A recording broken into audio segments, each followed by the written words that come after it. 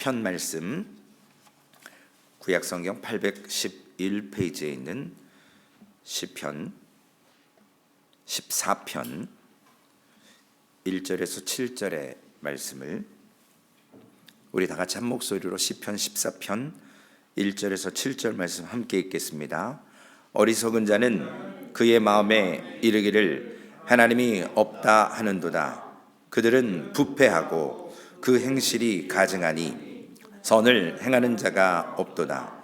여호와께서 하늘에서 인생을 굽어 살피사 지각이 있어 하나님을 찾는 자가 있는가 보려 하신즉 다 치우쳐 함께 더러운 자가 되고 선을 행하는 자가 없으니 하나도 없도다. 죄악을 행하는 자는 다 무지하냐. 그들이 떡 먹듯이 내 백성을 먹으면서 여호와를 부르지 아니하는도다. 그러나 거기서 그들은 두려워하고 두려워하였으니 하나님이 의인의 세대에 계심이로다. 너희가 가난한 자의 계획을 부끄럽게 하나 오직 여호와는 그의 피난처가 되시도다. 이스라엘의 구원이 시온에서 나오기를 원하도다. 여호와께서 그의 백성을 포로된 곳에서 돌이키실 때에 야곱이 즐거워하고 이스라엘이 기뻐하리로다. 아멘. 오늘 시편 14편 본문 말씀은 시편 53편과 거의 동일하고요. 로마서 3장 10절과 12절에 3번 정도 본문의 1절과 3절이 인용되어 있어서 성경에 3곳이 기록되어 반복되어 나옵니다. 이 반복은 중요하기 때문에 반복하시는 거겠죠. 성경의 저술 방법이 그렇습니다. 바울 사도가 복음이 주어지지 않았다면 아담은 절망적인, 그리고 아담의 후손들 역시도 모든 인간들에 대해서 로마서 3장 10절과 12절에 기록된 바 의인은 없나니 하나도 없으며 깨닫는 자도 없고 하나님을 찾는 자도 없고 다 치우쳐 함께 무익하게 되고 선을 행하는 자가 없나니 하나도 없도다. 소망이 없는 절망적인 사람들의 모습을 기록하고 있습니다. 특별히 1절 말씀에 보면 어리석은 자라고 오늘 본문은 기록합니다. 즉 소망이 없는 자겠죠. 이 어리석은 자의 모습을 통해서 우리가 지난 시편 10편 말씀을 봤을 때 하나님의 존재는 인정하지만 삶 속에서 하나님이 계실 자리가 없고 하나님이 없는 것처럼 사는 그러한 사람들을 실천적으로 무신론자처럼 사는 존재들을 이야기했습니다. 오늘 14편은 어리석은 자는 하나님이 없다고 하는 마음으로 살아가는 사람들입니다. 그러니까 시편 10편에는 하나님의 존재는 인정하나 하나님의 법대로 하나님이 없는 것처럼 사는데, 오늘 본문 14편은 아예 어리석은 자는 하나님 존재 자체도 없는 그러한 모습으로 마음을 가지고 선언하며 살아가는 것입니다. 이 어리석은 자의 악함이 어떤 것이냐? 바로 최고의 지혜자이신, 지혜의 원천이신 그 하나님, 그 말씀을, 선포되는 말씀을 귀를 막고 사는 것과 똑같습니다. 그것을 성경은 어리석은 자라고 합니다. 그렇기 때문에 그의 결정과 그의 행동은 잘못되어 있기 때문에 오늘 어리석다. 즉 우리가 삶에 하나님을 제쳐놓고 사는 삶이 어리석은 겁니다. 인간이 계획할지라도 그 걸음을 인도하시는 분은 여호와라고 하셨는데, 계획도 자기 맘대로, 삶도 자기 맘대로, 하나님은 없습니다. 그 사람이 바로 어리석은 사람이에요. 욥이 고난당할 때 욥의 아내가 욥기 2장 10절에 보면 욥의 아내의 입에서 하나님 저주하고 너도 죽어라 라는 말을 했습니다. 욥기 2장 10절입니다. 그가 이르되 그대의 말이 한 어리석은 여자의 말과 같도다. 우리가 하나님께 복을 받았은즉 화도 받지 아니하겠느냐 하고 이 모든 일에 욥이 입술로 범죄하지 아니하니라. 어리석은 여자는 하나님이 없는 것처럼 하나님을 부인하고, 그리고 그 여인의 모습이 어리석다, 하나님의 뜻과 하나님의 계획을 전혀 생각하지 않을 때 우리는 어리석은 자라고 말할 수 있습니다. 사무엘상 25장 25절을 보면 나발이라는 인물이 나옵니다. 그래서 이 여인이 나발의 아내 아비가일이죠. 아내도 나발이 어리석다라고 인정을 해요. 사무엘상 25장 25절에 원하옵나니 내 주는 이 불량한 사람 나발을 개의치 마옵소서. 그의 이름이 그에게 적당하니 그의 이름이 나발이라. 그는 미련한 자인이다. 이름 자체가 미련한 사람이에요. 어리석은 자예요. 그러니 개의치 말라라는 다윗에게 말을 합니다. 나발의 이름이 미련하다, 어리석다. 즉 나발 스스로는 자신 나름대로 똑똑해서 물질적인 부를 축적했을 것처럼 보입니다. 성공했을 수도 있습니다. 그러나 하나님과 하나님의 뜻에 조금도 주의하는 모습이 없었고, 다윗에 대한 태도, 거만했고 어리석은 인격을 가진 자처럼 했기 때문에 결국 그 아내 아비가일 역시도 남편의 이름과 같이 미련한 자다, 어리석은 자다. 오늘 본문 1절로 다시 돌아가면 1절에 어리석은 자는 부패하고 행실이 가증하다라고 기록합니다. 선행이라고 하는 것이 그런 열매 자체가 도무지 보이지 않는 존재, 즉 모든 악행의 뿌리에 하나님을 인정하지 않는 그 불신앙에서 자랐기 때문에 나발과 같은 태도를, 욥의 아내와 같은 태도를, 하나님을 인정하지 않는, 하나님의 뜻에 아랑곳하지 않는 그런 자기의 뜻과 주장이 앞서는 것을 성경은 어리석은 자다라고 이야기합니다. 즉 중심에 하나님이 없는 겁니다. 다른 말로 표현하면 하나님이 마음 가운데 거하실 장소가 없는 것입니다. 우리가 어제 불행의 악한 말을 할 때 백성들은 그 마음 가운데 하나님이 없는 것처럼 어리석게 행동하는 거거든요. 하나님이 그 안에 계실 수 있는 그러한 여지를 남겨두지 않습니다. 디도서 1장 16절 말씀에 보면 책망할 것이 없고 한 아내의 남편이며 방탕하다는 비판을 받거나 불순종하는 일이 없는 믿는 자녀를 둔 자라야 할지라 라고 기록합니다. 우리가 사람을 볼 때 지혜롭다라고 말할 수는 있지만 하나님의 관점의 지혜로움은 다른 곳에 있습니다. 하나님의 관점에서 보면 우리의 지혜로운 사람이 어리석은 자처럼 보일 수밖에 없습니다. 왜냐하면 어리석은 자는 육신의 눈에 보이는 대로만 봅니다. 그러나 하나님이 지혜를 주신 사람은 눈에 보이는 것을 기준 삼고 결정하고 추구하는 것이 아니라 눈에 보이지 않는 하나님의 뜻을 분별하고 깨달아가면서 그 뜻을 미미하나마 거슬러 올라가는 것입니다. 야고보서 말씀을 통해서 사업하는 이야기를 통해 어리석은 사람이 어떤 모습인가, 야고보서 4장 13절에서 16절의 말씀에 기록이 되어 있습니다. 우리 함께 읽어보겠습니다. 들으라, 너희 중에 말하기를 오늘이나 내일이나 우리가 어떤 도시에 가서 거기서 1년을 머물며 장사하여 이익을 보리라 하는 자들아, 내일 일을 너희가 알지 못하는도다. 너희 생명이 무엇이냐? 너희는 잠깐 보이다가 없어지는 안개니라. 너희가 도리어 말하기를 주의 뜻이면 우리가 살기도 하고 이것이나 저것을 하리라 할 것이거늘 이제도 너희가 허탄한 자랑을 하니 그러한 자랑은 다 악한 것이라.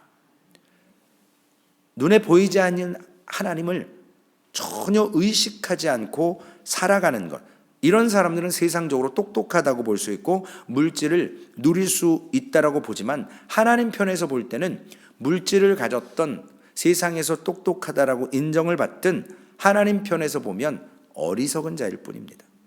그렇기 때문에 이런 어리석은 자들의 모습을 두 가지로 볼 수 있습니다. 첫째는 어리석은 자들은 하나님이 계시다는 사실은 알면서도 하나님이 없다고 말하고 그대로 삽니다. 로마서 1장 21절과 22절에 그 말씀이 기록되어 있습니다.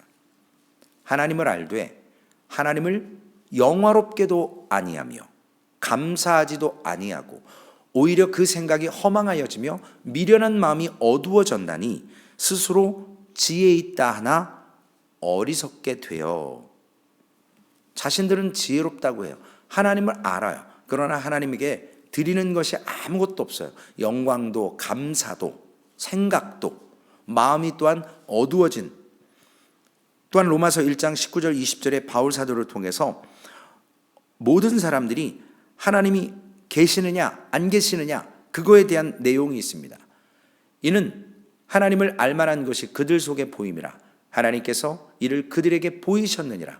장세로부터 그의 보이지 아니하는 것들 곧 그의 영원하신 능력과 신성이 그가 만드신 만물에 분명히 보여 알려졌나니 그러므로 그들이 핑계하지 못할지니라. 하나님이 드러내 주셨거든요. 보여주셨어요. 분명히 알려주셨어요.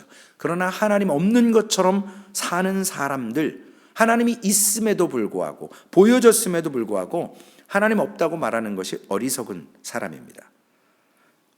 로마서 1장 18절에도 하나님의 진노가 불의로 진리를 막는 사람들의 경건하지 않은과 불의에 대하여 하늘로부터 나타나나니, 즉 불의한 마음으로 하나님이 계시지만 인정하지 않는, 하나님이 내 쪽에서 말씀하시는 걸 자꾸 육신적으로 억누르는 거예요. 그 소리 듣기 싫다라는 겁니다. 안 듣고자 하는 거예요. 이것이 바로 어리석은 자의 태도라는 것입니다. 누구 말을 들으면 자다가 떡이 생긴다 그랬죠? 아내라고 그랬나요? 누구라고 그랬나요? 생각은 안 나는데 사무엘 목사님도 웃으시고 이정로님도 웃으시는데 이유는 잘 모르겠습니다. 우리가 누구의 말을 듣는 것이 쉽지는 않아요. 내 고집이 있고 내 삶의 계획이기 때문에. 하나님의 음성조차도 그렇습니다. 우리가 주님께서 계시록의 말씀에 보면 문 밖에서 두드리시는데 우리의 마음의 빗장을 열지를 않는 그러한 모습이 있습니다. 하나님의 임재를 알아요. 그렇기 때문에 하나님은 오늘 본문 2절의 말씀을 통해서 무엇으로 말씀하시냐면, 인생을 굽어 살피사 지각이 있어 하나님을 찾는 자가 있는가 보려 하신다라는 말씀이 있습니다. 3절 말씀에는 다 치우쳐 함께 더러운 자가 되고 선을 행하는 자가 없으니 하나도 없도다. 즉 성경이 말하는 의인이나 깨닫는 자나 하나님을 찾는 자가 없다라는 말씀입니다.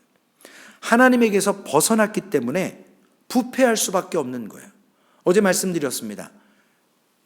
외국인들, 잡족들, 그리고 이스라엘 백성들에게 불평고 악한 말이 나올 때 그들은 사람에게 했어요. 그러나 모세는 하나님에게 가서 합니다. 그분에게 가서 안전하니까, 그리고 하나님이 계시니까, 하나님을 인정하니까. 이스라엘 백성들도 하나님이 계신 것을 알지만 불평은 하나님께가 아니라 사람에게 토로해버렸습니다. 그것이 죄거든요. 그것이 불완전한 겁니다. 불신앙입니다. 4절 말씀에 보면 죄악을 행하는 자는 다 무지하냐라고 묻습니다. 죄악을 행하는 자는 바로 어리석은 자거든요. 그래서 누가복음 23장 34절에 어제도 말씀드렸지만 이 어리석은 자의 근본적인 문제는 어디에 있느냐? 아버지여 저들을 사하여 주옵소서. 자기들이 하는 것을 알지 못하니이다. 예수님을 십자가에 못 박았던 로마 군인들에 대해서 주님이 말씀하셨는데, 이 어리석은 자의 근본적인 문제는 영적 무지에서 오는 겁니다. 영적 자각을 하지 못하는 거예요. 영어로 얘기하면 센시티브하지 못한 거예요. 자꾸 하나님께서 말씀하시는데 감각이 없는 거예요. 무감각해졌습니다. 하나님을 알지 못하는 것처럼. 그래서 결국은 그들이 죄 가운데 있어서 4절 말씀에 보면 그들의 행위가, 그들이 떡 먹듯이 내 백성을 먹으면서 여호와를 부르지 아니하는도다 라고 말씀합니다. 어리석은 자에게 두려움이 있습니다. 하나님을 두려워하는 게 아니고 두려워하는 모습이 있는데, 오늘 본문 말씀에 보면 뭐라고 하냐면 5절에 그러나 거기서 그들이 두려워하고 두려워하였으니, 두려움을 두려워하는 거예요. 두려움 자체를 무서워하는 거예요. 어리석은 자들의 모습이 이런 거예요. 이것을 누가 주시죠? 하나님이 허락하시는 거예요. 하나님의 존재를 알면서도 하나님을 의지하지 않을 때 그들에게 이런 마음을 주는 겁니다. 그래서 이스라엘 백성들이 가나안 땅 들어가기 전에 하나님께서 가나안 백성들에게 미리 이스라엘 백성들을 하나님을 두려워하는 마음을 주셨어요. 신명기 11장 25절입니다.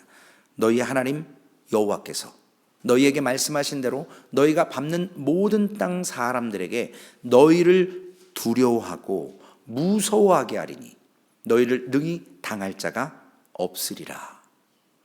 가나안 땅 들어가야 되는데 가나안 땅 사람들에게 이미 이스라엘 백성들을 두려워하게 하는 것입니다. 또한 사무엘상 18장 12절에도 보면 이 두려움은 하나님께서 하나님을 인정하지 않고 살아가는 어리석은 자들에게 여호와께서 사울을 떠나 다윗과 함께 계심으로 사울이 그를 두려워한지라. 다윗을 왜 사울이 두려워합니까? 내 마음에 합한 자고 하나님이 다윗과 함께 하시니까 사울이 다윗을 두려워하는 겁니다. 그 마음을 사울에게 허락하시는 거예요. 6절 말씀에도 보면 이 두려움을, 어리석은 자들은 그 두려움에 사로잡혀 있어요. 그래서 두려움 자체를 두려워합니다. 그런데 계속적으로 삶은 불의합니다. 진리를 거부해요. 이러기 때문에 저들의 계획이나 저들의 모습 속에 늘 연약함이 있습니다. 그런데 하나님께서 오늘 말씀을 통해서 4절에는 내 백성이라고 하셨고 5절에는 의인이라고 하셨습니다. 하나님의 백성들을 이렇게 표현하셔서 어리석은 자들의 공격 대상이 바로 하나님의 백성이고 의인이었습니다. 요한복음 15장 18절에서 21절의 말씀을 우리 함께 읽겠습니다. 세상이 너희를 미워하면 너희보다 먼저 나를 미워한 줄을 알라. 너희가 세상에 속하였으면 세상이 자기의 것을 사랑할 것이나 너희는 세상에 속한 자가 아니요 도리어 내가 너희를 세상에서 택하기 때문에 세상이 너희를 미워하느니라. 내가 너희에게 종이 주인보다 더 크지 못하다 한 말을 기억하라. 사람들이 나를 박해하였은즉 너희도 박해할 것이며 내 말을 지켰은즉 너희 말도 지킬 것이라. 그러나 사람들이 내 이름으로 말미암아 이 모든 일을 너희에게 하리니 이는 나를 보내신 이를 알지 못함이라. 어리석은 자는 하나님도, 하나님께서 보내신 예수 그리스도도 알지 못하는 존재들입니다. 그렇기 때문에 그 예수 그리스도를 미워할 수밖에 없는 거예요. 예수 그리스도 안에 속해 있는 자를 미워할 수밖에 없습니다. 하나님께서는 가난한 자라고 오늘 말씀 가운데 기록하셨습니다. 마태복음 5장에 보면 가난한 자의 표현 가운데 심령이 가난한 자는 복이 있나니 라고 말씀하셨습니다. 이 심령이 가난함이 무엇이죠? 자기 자신이 부족한 것을 인정하는 거예요. 나는 실패자라고 인정하는 사람이에요. 나는 무능력하다라고 하나님 앞에 인정하는 자입니다. 내 힘으로는 도저히 하나님을 기쁘게 할 수 없는 존재라는 것을 시인하는 자들이에요. 그리고 어떠한 노력으로도 어떠한 열정으로도 구원받을 수 없는 존재라고 인정하는 자들, 그것을 너무나 잘하는 자들, 반대로 어리석은 자와 전혀 다른 심령이 가난한 자들, 주님께서는 그들을 위해서 복음을 주셨습니다. 그래서 그러한 사람들을 위해서 복음 가운데 어리석은 자가 결코 도달할 수 없는 하나님의 복음을 통해서 하나님 앞에 나아갈 수 있는 길을 열어 주셨다라는 겁니다. 그러므로 인해서 어리석은 자는 여전히 자기를 신뢰해요. 그러나 심령이 가난한 자는 주님을 신뢰합니다. 그들에게는, 어리석은 자들에게는 복음이 없지만 심령이 가난한 자들에게는 복음을 허락하셨습니다.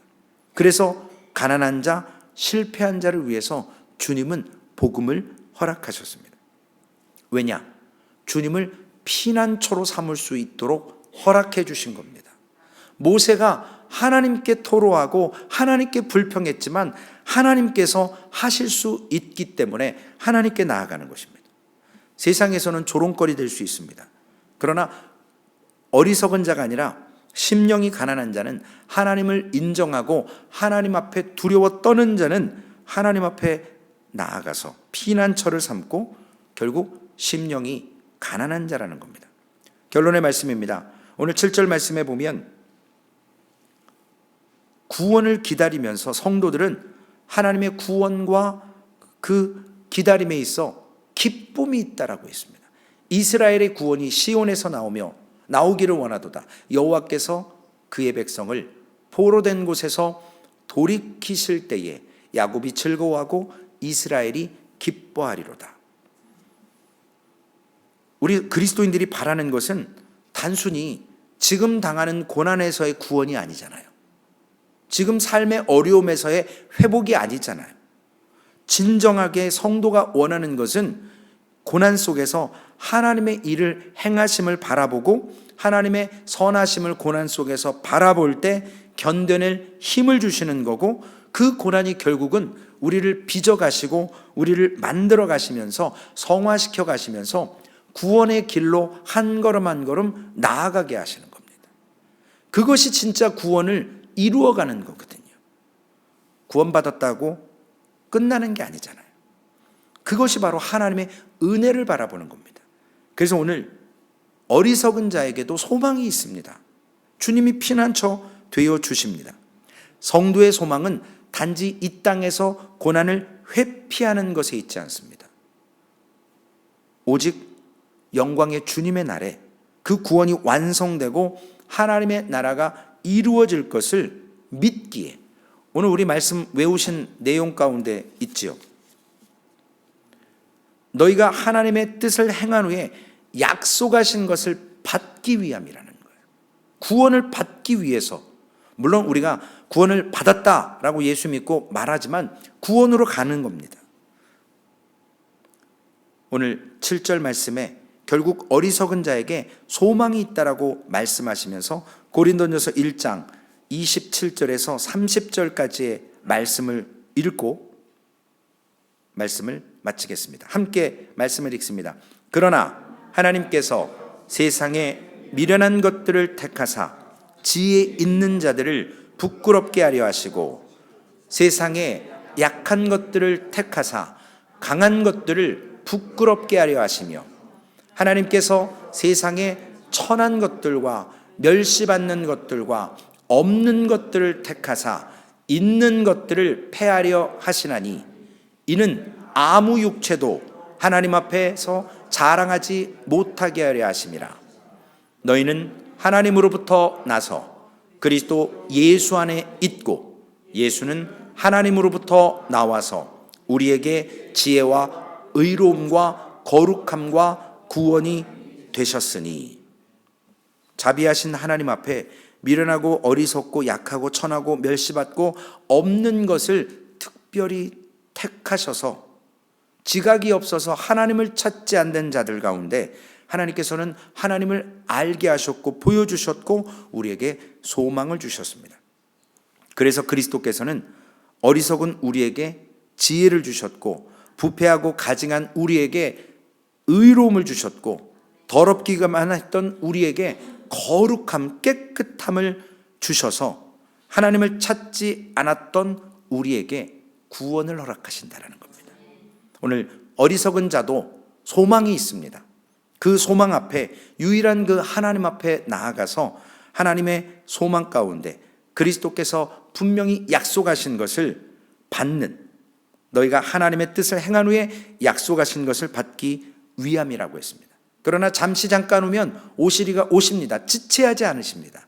그러게 지금의 인내가 필요하다라는 거예요. 지금 고난이 우리에게 유익이 된다라는 말씀입니다.